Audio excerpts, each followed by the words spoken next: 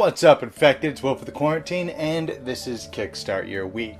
So if you're not familiar with what this is my weekly show that I cover the previous week's Kickstarters that came out, and really just the ones that I thought looked interesting. Now, there's no hard, fast rules behind how I determine what I talk about, what I don't.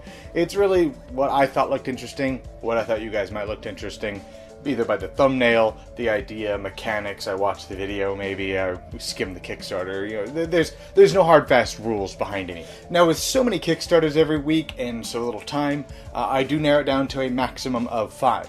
Sometimes I don't make 5 if I don't see anything that really catches my eye, or sometimes I have to cut down to 5, but the maximum I will cover in a week is going to be 5. Now, if you do like this style of video, check out down in the description. I do have a link that'll take you over to the Gamerati. I do a weekly podcast with them as well, which is similar to this, except we just talk about one game. Each one of us pick one game, and we delve a little deeper into that one game, and we just basically talk about it, why we think that's our favorite Kickstarter that week.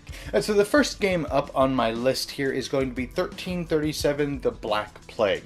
Now, this one looked interesting for a couple of reasons. Now, it uses a mechanic that I thought was really, really cool that another game that I actually have here that I got from Kickstarter called Farlight does. Now, what the mechanic is each player has these little tokens varying from like 0 to 5, I think it is. And then you have little workers as well. So you're all doing like a blind bidding system in order to try to get actions.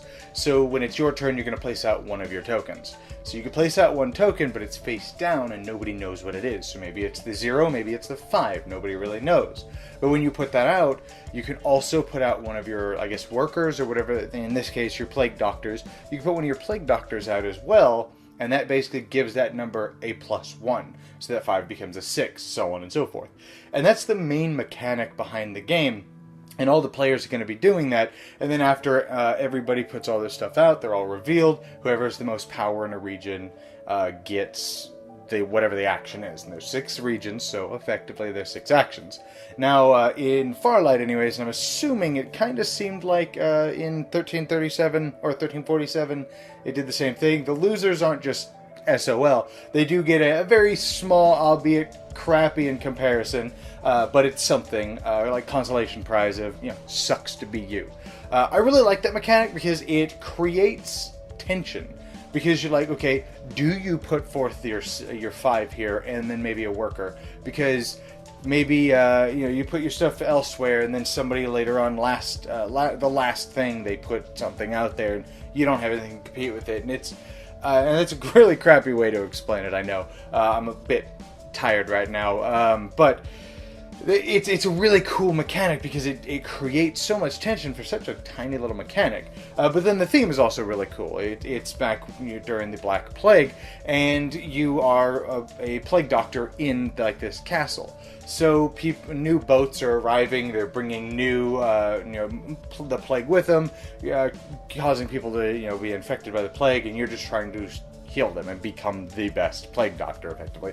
Really cool theme, and again, I really, really like that mechanic. It's, like I said, same one that Farlight has, which is also a pretty good game. So it's already got kind of a one-up because I already know I like the mechanic. Next up is Zombie Legacy. Now, I'm a bit burnt out on zombie games. I don't have a whole lot of board games that are zombie themed, but I'm burnt out on zombie video games especially. And this one looks really, really interesting, though. Mainly because of the mechanic with the legacy.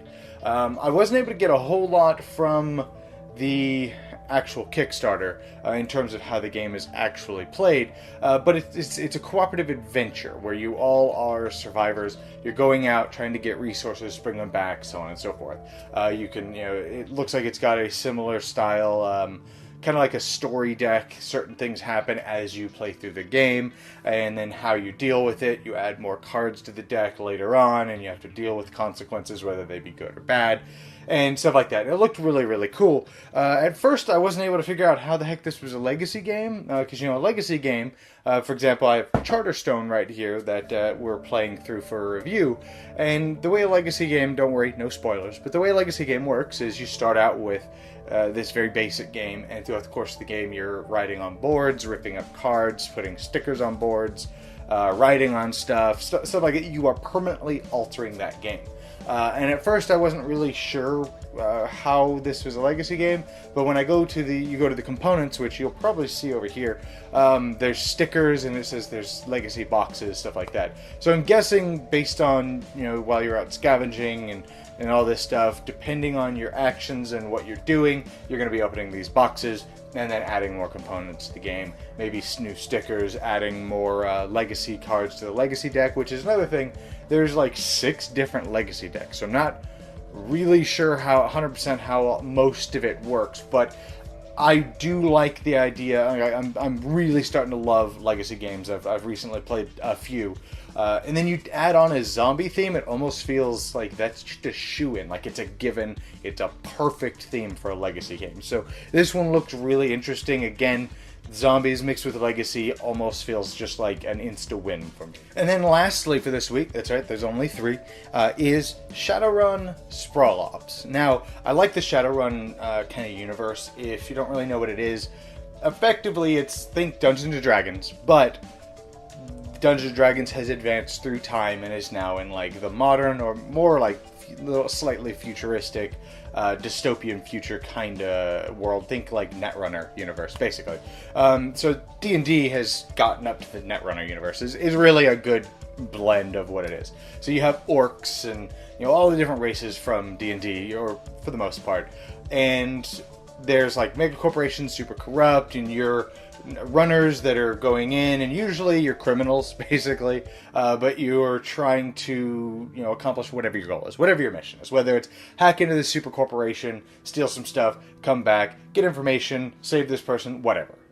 Giant firefight, whatever. It's the basis of it. Now, I've never played the tabletop role-playing game, but I do like the idea and the theme behind Shadowrun. Now, I already own Shadowrun Crossfire and all the expansions right here. I really like it. It is a persistent deck builder, basically. Your character is persistent.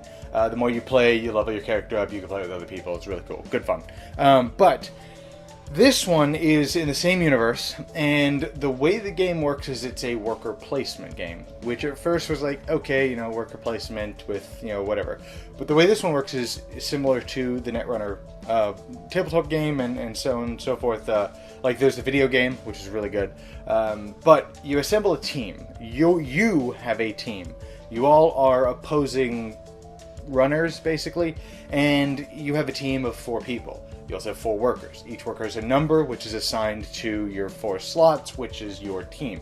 So, as you're playing, if you put out the number 1 worker that's assigned to, say, your ninja, which is basically like a brawler, assigned to your ninja, that his stats are what's going to be used for that mission.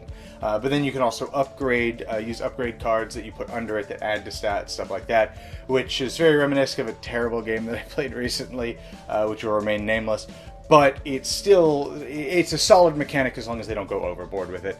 But it does look very solid. I like the idea of each worker is very different. It kind of reminds me of Argent the Consortium that I have sitting back here, one of my favorites. So I like the worker placement where each worker is unique.